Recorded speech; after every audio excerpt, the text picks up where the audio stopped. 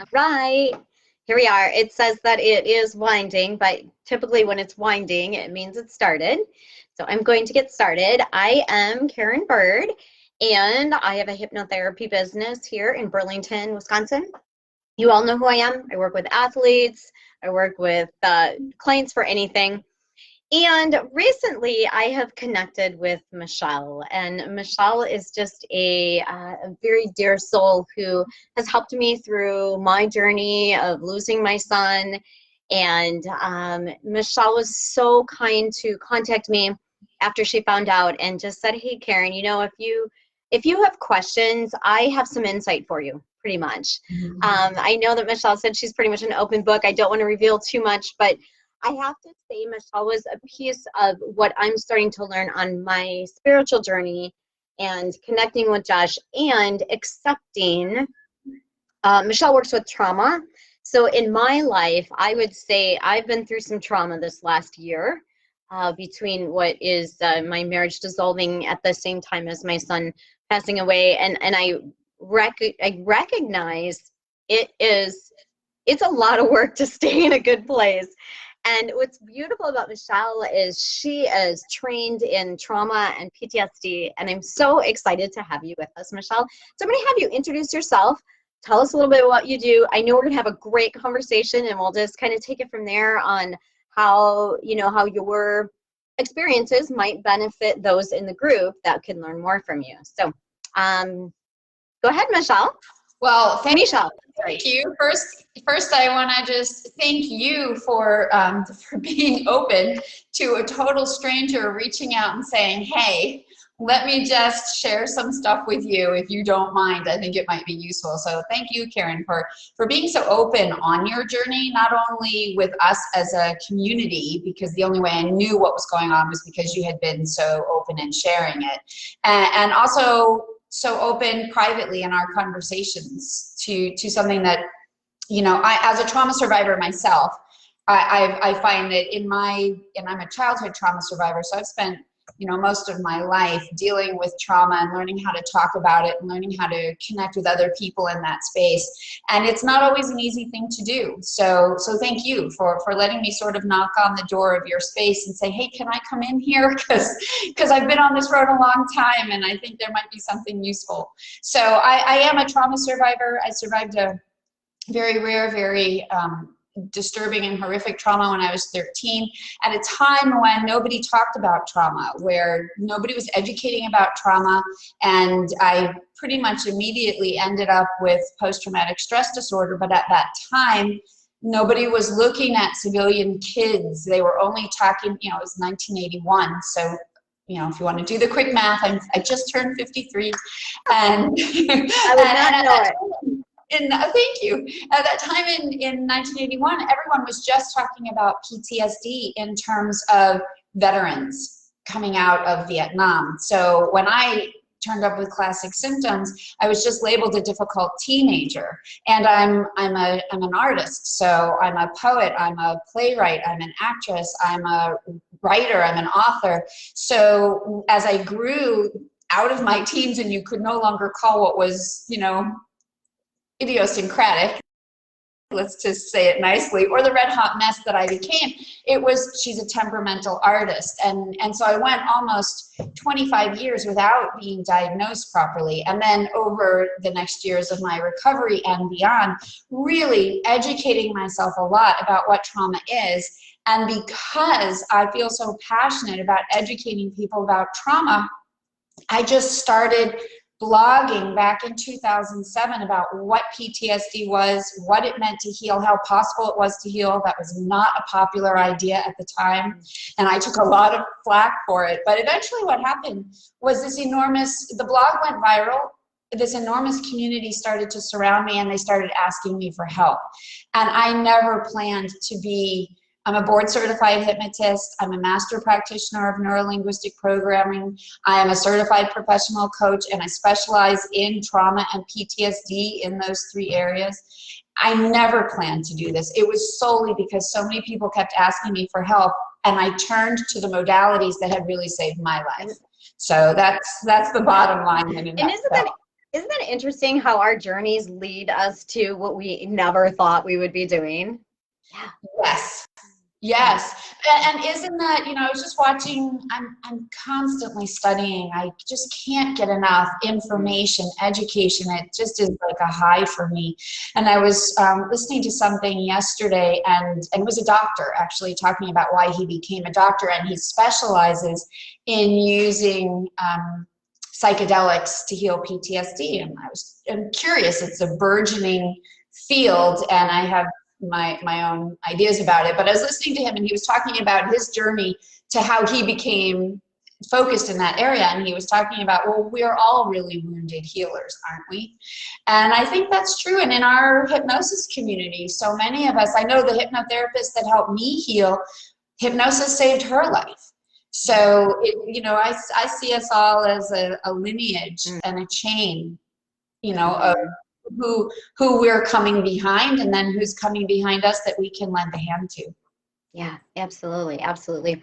And so I know you've written a number of books. I want to get to that soon, but before we get to that, tell us a little bit about, I'd like to hear a little bit more about your trauma. I know, you know, part of it, but I think it would be helpful for everyone else. And then what you learned as you started being a trauma specialist, or as you worked through your trauma, what you learned that could help us as hypnotists and hypnotherapists to help others.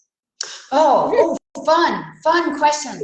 One of my favorite topics, because I'll work backwards, because I think the thing that we all have to remember as hypnotherapists is the thing that I learned very early on before I became a practitioner, which is as trauma survivors, I learned this from the community that gathered around me. So I started blogging about healing, and the first thing that happened within a couple of weeks, I started having all these veterans writing me emails saying, how do you know exactly how I feel? And I was like, I don't know, I'm just writing how I feel. And then rape survivors started joining, and domestic violence and sexual assault, all child abuse, all these survivors started emailing me saying, you just put into words what I've been trying to express for 15 years. How did you do that? I just got the chills. That's beautiful. I know, right? I do, even saying it, and it's been 15 years since those emails started coming in. And I thought, I don't know how I'm doing it. I'm just me. And here's the joke. I didn't think anyone would understand what I was talking about, because after my recovery, I didn't know what to do with myself. And my brother, I was floundering. I was working for my brother because it didn't like take any brain power for me to do it. I was doing something very administrative in his company that was very useful to him, but allowed me to sort of like not need to use my intellect or anything, which was a nice place to be for healing. And then I came out, and it was like, I'm 40 years old. I have no career. I have no profession. I have no family. I have no relationship. I have nothing that a 40-year-old is supposed to have, and I'm lost. I'm healed, but I'm lost. And my brother said, and when I was telling him that, and he said, well, you know, there's this new thing. It's called a blog. Why don't you write about this? And I thought, a blog? What's a blog? Like, if I'm going to write, I'm going to do it in a journal, you know? and so I started blogging. And the thing that the community taught me was that we are all individual in our trauma, and we are completely individual in our healing process. And in the middle, we are wholly universal in our post-trauma experience. And that's the thing that I think is so important for us all to understand as hypnotherapists, because we're all taught methodologies, right? Whether it's a 5-step or a 7-step, or it's a regression model, whatever it is, we're taught, here's trauma, do this. And I know when I came out of my training, I was like, if it's trauma, do this. And I hated the do this part. It did not resonate with me. I hated the idea of it. Everything about me intuitively was like, this is not the thing that a trauma survivor should be doing. And so I did it anyway. I hated it. My client hated it. I did it once. And I was like, I'm not doing that again. I've got to find another way. So I think the biggest and important thing to remember is you have to figure out what's the right way for your client, not your training. And that may be controversial, and I'm sorry if that rubs somebody the wrong way, but the worst thing you can do is put somebody who's already traumatized through a hypnotic process that is completely out of alignment with how they process who they are and what their goals are in recovery. So with that having been said, I'll go back to the beginning to answer the other part of your question. At the age of 13, a doctor, there's no other way to say it, he just was lazy and busy and just didn't read my chart, prescribed a medication for me that had he read my chart, he would have seen that another doctor had put a note not to ever prescribe this for me. But the original doctor who wrote that note never told my family that. He just put it in the notes, but didn't disclose that to my family. So we didn't know. I took the medication, and within a few days, it turned me into a full body burn victim, almost overnight, because I went for a few days with these weird symptoms. Actually, it was like a week of these weird symptoms of getting a rash and photophobia and migraine, stuff that had never happened to me before. And my mother kept taking me to the eye doctor, to the allergist, to the internist, saying, what's happening to her? And my mom kept saying, you know, she's on this medication. And they all just said, you know, you're just being a Jewish mother. She has a virus. Take her home. Let her sleep it off. And the next thing we knew, it was, you've got to get to the hospital immediately. We don't know what's happening, and this is going in the wrong direction. And within 24 hours, I mean, I was a full body burn victim and in a burn unit quarantine room for the next several weeks. In teaching hospital, where even the doctors in the teaching hospital had never seen what was happening and didn't know what to do. So it was terrifying and excruciatingly painful. And I think exacerbated by the fact that when you're a kid and no adult in the room knows what to do and no medical professional knows what to do, and you have a near-death experience in the process, because about 10 days in, I shared this with you, I had this very moving near-death experience that after, I mean, the terror and the pain combined it was messy. So when I came out of the hospital, I knew I was going to make a full physical recovery, but the damage that it had done to me emotionally and mentally, there was no way, nobody knew what to do. My mom was smart enough to know this was going to have an impact, so she made me see, I won't say speak, she made me see a psychiatrist before I left the hospital. But I literally was so overwhelmed by the trauma itself that I couldn't talk about it. I was terrified. And so, can yeah, I just ask quickly? I know for when you contacted me, I think it was a few months after my son had died in the motorcycle accident. And to hear from you, your experience of your near-death experience gave me so much peace. And it really gave me peace. Like, you know, this is like a real live person that I'm not just reading about. I get to speak to her about how beautiful it is when you go there. Yeah. And so I guess I just wanted to put that in there. Is I appreciate that so much, and possibly that's something that others get to hear, that maybe it was even part of your trauma, because I remember you saying to me, like, I didn't want to come back. And that really resonated with me in my heart. Like, my son is so happy. He's good, you know? He's good. Yeah. Yeah. So I don't know if you can speak into that a little bit. Yeah.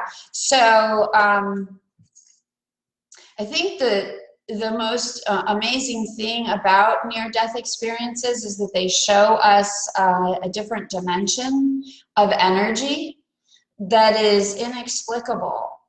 What do I mean by that word? Like, I just have never, I mean, I've written about this in my first book. I've alluded to it in my other books. I still never feel like the language does justice to the actuality of the experience. But what I shared with you was the incredible high vibration of connection and love that's in that other dimension. And the enormity of the sensation of energy, my own, not to mention this collective universal energy. And I found it so, I think I I have always had the feeling, and it remains today, that I knew who I was in that space more intensely than I had ever up until that point, which you could say, okay, she was 13. Like, what would you know about your identity by 13 anyway? But I'm full grown now, and I'm wholly conscious and aware, and I've created this whole life, and I still would say that the intensity of the feeling, of the energy of who I am, I have never experienced here the way I felt it there. And it was yeah, it's not easy to know that, and then to choose to come back, to leave something that extraordinary and then like try to fit it all back into this little body that's packaged in this way. Yeah, which when I think about it, that all contributes to trauma. I mean, that's a piece of, right, of what you worked through for that many years. Oh, it was, you know, it's funny because I work through that piece even today. So I think it's different types of now today I'm not working with the trauma of it. I've dealt with the trauma of having to come back. What I work with now is that there's still like a pulsating kind of energy of that connection, and that energy is sometimes hard to manage. It's too intense for this. Well, it's just so intense, and I have never figured out how to manage that energy in this body. So, you know, if anybody's watching and has had that experience and they've figured it out, like, I'd be all ears. You can reach out to me anytime, because I'm always trying to figure out how do I manage that connection and that expansion in a physical container that is not designed for that kind of, I don't know, velocity or wattage. Yeah, it's like you get to experience something though that so many of us don't, and it's so interesting. I just love it. So tell us a little bit about where that brought you, and what, you know, maybe any tips or tricks you can give us so we can make a bigger difference in our clients that have experienced the trauma and the PTSD. And Definitely. So I go into work with every client knowing that whatever I've read about trauma, whatever I know about using hypnosis, whatever I love about NLP, whatever value I find in coaching, I know that I have to clear the slate and go in cold. It's like going into a test, you know? You don't go into an exam already deciding, well, no matter what the question is, I'm going to write this as the answer. You go in knowing I've got all this knowledge, and I have to see what the question is. And I approach every client like that. What's the question that has to be answered? And really, I look at every client, and this is part of the work that I do with them. What's the biggest problem? And I don't mean that in terms of symptoms, because we all know the symptom's not the problem. It's like we have to get to the root. What's the biggest problem that needs to be solved? And that's not always going back and reliving that event again and doing it differently, this time in an altered state. You know, sometimes, I mean, I have clients, they'll tell you what they need. They'll tell you. Sometimes it's great to regress. I'm not knocking it. I use it, but it's not like the go-to thing that I do every time, because it's just not always appropriate for every client. So I walk in with every client. Number one, I look for what's the thing. Trauma, the word trauma is Greek for wound. And we all know trauma is a soul wound. So I go in, what's the soul wound that needs to be healed? And a lot of times that's what leads me. Where do I need to do that work so that we can heal that wound, and then the rest sort of generalizes out? It's not a quick fix process. Like, as hypnotherapists, I find us all like, we so badly want something to like be resolved in 2 sessions, 3 sessions, right? And in the beginning of my career, is like, okay, we're gonna get this done. And we all did. Right? And it's like, no, trauma, like if you were to heal trauma that fast, which I don't believe can be done, it's too fast anyway, because you've got years and years of trauma programming that have to be unwound at a pace that's appropriate and acceptable for the identity and the mind to catch up. I'm watching a client right now unravel at an extremely fast pace, years of trauma, and he keeps pushing to go faster, and I keep saying to him, you need to slow down. You need to slow down, because your brain needs to update, your mind needs to update, your identity needs to update. We've got to do this in a nice, controlled, efficient, I want it well-paced. But you can't try to go from A to Z. And of course, you know, every client has to figure that out for themselves, because the first time I told him that, he was like, no, no. And then, you know, the next week he's like imploding, and it's like, well, I'm here, you know, here's the container, let's slow it down. So I think so number one, it's to go into every client blank slate. Number two, it's what's the soul wound that needs to be healed. Number three, what's the appropriate pace for this? Do not try to make it go faster. Be in that space that's appropriate for the client. I have some people, it takes them a year. I have other people, it takes them 3 months. Everyone's in a different place, and you have to respect the place. So, I don't know, I could keep going. I love that. So, business question. Your first session, obviously intake, you're finding out where it is. What does the soul need? 2 questions. One, can you give us an example of what you might find when you discover what the soul needs? And 2, how do you run your sessions then? Is it, this is how many I think it's going to take, we'll see where we get? Do you just do per session? Right. So I used to do per session, like we'll just see how long it takes. I don't do that anymore because I find it's really helpful. I have a 3-phase, 9-step program, and I find it's helpful. The number one thing that trauma survivors used to say to me is, I don't know what I'm doing. I don't know how to organize my recovery. And I thought, well, there are repeatable steps. So why don't we just put it all into a program? And now I offer a 6-month program, because you need these 3 phases, and you need time to do each step in each phase, and to integrate not just the trauma recovery, but the post-trauma identity build that comes after it, so that you can sustain those results and learn to live that way. I floundered for a year after my recovery because nobody was there to say, look, here's how you live now. You know, let's embody this. Let's strategize the new identity, and let's implement it, so that you don't lose a year trying to figure out what do you do now that the world is in Technicolor and you're a little overwhelmed by all the time you've lost and what you're capable of now. So, complete mind shift, and right? Yeah, absolutely, absolutely. So now I work with people in 6-month programs. You cannot work with me and come one day at a time, because it's a long haul, and I do that for two reasons. One, for the organization, and I find people really love being held in a container that makes sense to them. They know every step that's coming. I've built an entire portal so that in between sessions they have work to do, and it's got all of these different mini programs contained in the larger program, so that they can literally be working all the time.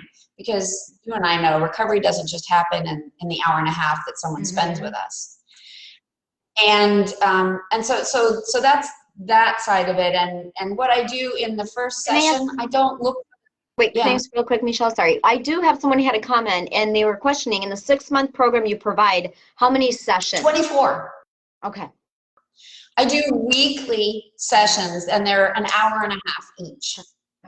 So, and then I also, along with that, provide 24/7 access to me, because one of the worst things is to be a survivor in recovery and you're all by yourself in between sessions. Like, you get stuck, you hit a block, something comes up, you don't know what to do. It was the worst feeling for me in my own recovery, to be completely on my own, not knowing what to do and spinning around. So in this program, everybody's held in the container of the program itself. And then in the container of our relationship outside of the program. Every day I had a client texted me Sunday, not yesterday, but a week ago, Sunday morning, and I answered right back. And she said, oh, I didn't think you'd be working today. And I said, trauma recovery doesn't take a break. Trauma recovery happens every day. There's no day off. So I find that really useful too. Mm-hmm. So I think that answers the question. I think so. Yep. Right? She said, interesting approach, and wow, that you're available all the time. It must be. Yeah. It makes a difference. I'll let you both in on a secret. I built this program to ameliorate every pet peeve I had in my own recovery process. So I know what works and what doesn't work I've been 100% recovered since 2007 without a single setback, without any triggering, nothing. So I know how to get it done. I also know what slowed me down. And I've basically taken all the factors that slow it down that I could out of the process so that somebody really can engage in a way where they're primed on a little pedestal for I can launch you from here if you're ready to put the little jetpacks on and fuel up and learn how to drive. So there is no question in my mind listening to you that you have found your soul's purpose, and I know you know this, but exactly why you went through what you went through, because I can only imagine how many hundreds of people you are helping, because it all goes out. You help one and it's their whole family that you've changed their lives. That's so true. And that's such a great point, because trauma doesn't just affect the survivor. It affects their immediate family. It also affects their relationships later. My relationships, we could do a whole other live on the impact of trauma on relationships, but it's a disaster. And so when you start healing one person, I had a client the other day say to me, it's like we just threw this big rock of healing into my pool of trauma, and the ripples are going out and affecting everybody else. And I thought, that's the way it happens. Yeah. So, but I think you had did I answer the question you had? Yes. So then the other question was, the second question was, can you give us an example of when you have that first session and you're really working to discover what their soul needs, their soul healing? Right. So I don't ask that. Right, because they wouldn't never get it. Yeah, I don't ask that. If they wouldn't get it, maybe some would. But hold on, we're going a little longer than I expected, so let me just send a quick text. No problem. So that we can finish our conversation. Yep, we can be complete, and then you can go. No. Hang on. All right, no worries. So I wouldn't say that in the first session, because they may not get it. I don't know who or where they are on the spiritual side of things. And it's also, it's too in your face. Let's go straight into the worst thing and the most painful part. I don't do that. The first session is about creating their healing intention. And that's it. That's all we do. We don't do anything about trauma in the first session. Partly that's because they need to settle into the space. They need to acclimate to what it means to have made this commitment to heal. They need to learn who I am and create a real safe container of connection between the two of us. And because also they spend a lot of time talking to themselves and other people about trauma. And healing is not about continuing to talk about that. If you've been to my website, everywhere it says stop talking about the past. Start healing the present, because we all know as hypnotherapists and hypnotists, the neural pathways that you're activating over and over with that old story, it's got to stop. So in the first one or even two sessions, depending on how quickly they grasp the idea of a healing intention and the process that I walk them through to create their unique healing intention, it disrupts their trauma pattern from the beginning. You're coming in for trauma recovery and we're not talking about your trauma, and it's a little weird for them, which is what I like, because it starts to send a signal to the brain, we're not going to sit here and talk about this, because mostly by the time people get to us, they've already done all that talking.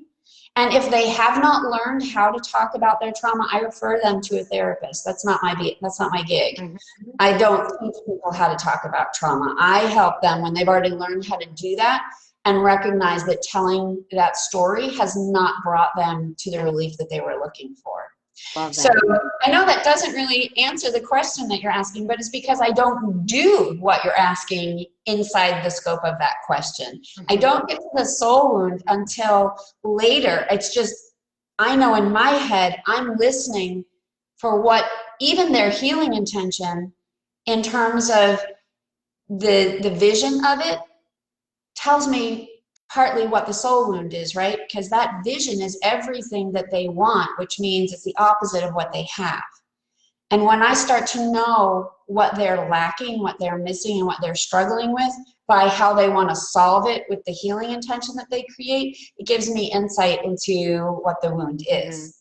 And there are people that I never use the word soul wound, because by the time we move through it, it's just not been a relevant term for them, or I've already been able to figure out where we need to focus without forcing them to create the story of their soul wound. That would never be my intention. Sure.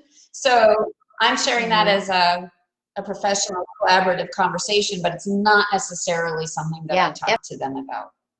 Absolutely, I understand that, because we're all in different parts of our journey. I know, you know, up until this last year, I was in a completely different part of my journey and would not have understood even that languaging. So I know exactly what you're saying. Yeah. And you know, as hypnotists, we're all very attuned to language. Like the wrong language can change everything. So sometimes I find, and you probably do too, that when you're working with somebody, you have language in your head that helps you know what you're doing and helps you frame what you're doing. And the language that you use with a client is in their frame. It's not always the same. Yeah, absolutely. Absolutely. Okay, I know in the interest of time, I could sit and talk to you forever, Michele. No, we have so much fun. It's always so interesting to talk to you. I know, I love hearing from you and learning from you. Give us just real quick information about your books, because I know that they are amazing. In fact, I have one, and it's on my self with Journey of Souls and all these other things that I am just gathering. So tell us a little bit about it, and I'd love to put a link in there too of anyone that's interested in it, because I know you're just a plethora of information. So a little bit about your books, and then I'll let you hop. All right, and then we can do a part two if there's something that we didn't cover that would be useful. Great. So all the books are at mytraumacoach.com. My first book was a memoir about my trauma and my recovery process, and it shows my hypnosis journey, because I didn't think I could be hypnotized, and I thought hypnosis was the dumbest thing on the planet. And you know, imagine my surprise excuse me, when actually a member of our own community was my hypnotherapist. And imagine my surprise when I thought it was such a stupid waste of time and money. And that night I actually slept straight through the night for 8 hours versus the 2 hours that I was used to sleeping. And I didn't have a single nightmare. And I woke up the next day and I thought, okay, maybe there's something to this hypnosis stuff. So Before the World Intruded went on to become award nominated, and that was my first book. My second book was Your Life After Trauma, Powerful Practices for Reclaiming Your Identity. Because at the bottom of all trauma recovery are two things to me. You have to disrupt the trauma addiction and heal the identity crisis. If you can do those two things, people will be okay. So my second book was Your Life After Trauma is all about the identity aspect, and it's a 3-part process for healing it. And then my third book is Heal Your PTSD, Dynamic Strategies That Work, because I had been writing a healing thought of the day for my community for years and years, and they were always asking me to put it into a book, and I didn't have time. And then the fun part is I self-published my first book because I wanted to maintain total creative control. I didn't want to sensationalize what had happened to me. That wasn't the purpose of the book. It was to get in and get out of the trauma and really talk about the recovery process, which is what it does. And the next two books I wasn't planning to write. Publishers came to me and said, you know, we love what you're doing. Would you like to write a book? So to this day, I still don't even have an agent. I just have a really rockin' publishing lawyer who works with me on contracts. But that third book, when this publisher came to me, I said, you know, I have all of this stuff that we could put into a book. And so Heal Your PTSD is like a therapist in your back pocket. It just has a ton of healing ideas matched with actionable steps. And they're each designed in 150 words. So literally you can go in and out. It takes like you can do something toward your recovery in less than 5 minutes every day.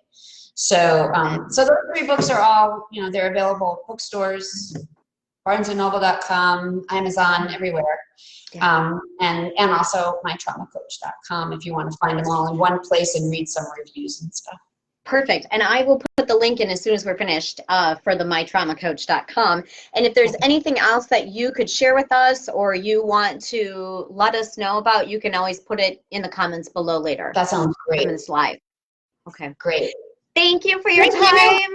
I always love talking to you, Michele. Yeah, it's just so nice to connect on that real authentic level with somebody else who cares about making a difference in the world. So Karen, thank you for being you. Well, and thank you for being here. I appreciate you. Always. All right. Sending love. Bye. Bye. Bye from the beach.